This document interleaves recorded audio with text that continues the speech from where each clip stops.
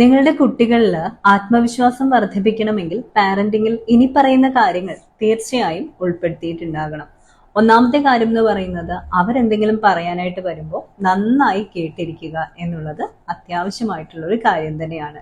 രണ്ടാമത്തെ കാര്യം, അവരുടെ ചിന്തകൾക്ക് എപ്പോഴും ഒരു ജിജ്ഞാസ നിങ്ങളുടെ ഉള്ളിലുണ്ട് എന്ന് കാണിച്ചുകൊണ്ടേയിരിക്കുക.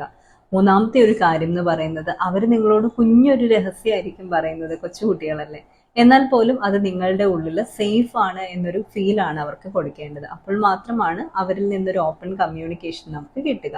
വികാരങ്ങളെ നന്നായിട്ട് എക്സ്പ്രസ് ചെയ്യാനായിട്ടുള്ള സാധ്യത അവർക്ക് ഒരുക്കി കൊടുക്കുക എന്നുള്ളതാണ് അടുത്തതായി നമ്മൾ ചെയ്യാനുള്ളത്.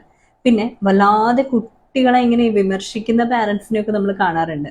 അനാവശ്യമായ കാര്യങ്ങൾക്ക് അവരെ ഒരുപാട് വിമർശിച്ചുകൊണ്ട് അവരുടെ ആത്മവിശ്വാസത്തെ നഷ്ടപ്പെടുത്താതിരിക്കുക.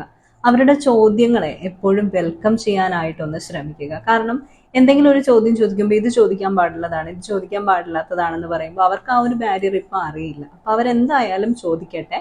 നമ്മളെ കൊണ്ട് പറയാൻ പറ്റുന്നതാണെങ്കിൽ പറഞ്ഞും അതുപോലെ തന്നെ അറിവും ഒക്കെ നമ്മൾ കൊടുക്കുക. അപ്പോൾ മാത്രമേ അവർക്ക് കോൺഫിഡൻസോട് കൂടി അവരുടെ സംശയങ്ങളൊക്കെ തീർത്ത് അവരുടെ ഉള്ളിലെ ചോദ്യങ്ങളെയൊക്കെ ഒന്ന് ചോദിച്ചുകൊണ്ട് വളരാനായിട്ട് സാധിക്കുകയുള്ളൂ.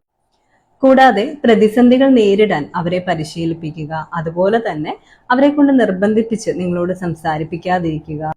വളരെ ശാന്തതയോടുകൂടി മാത്രം അവരോട് പെരുമാറുക.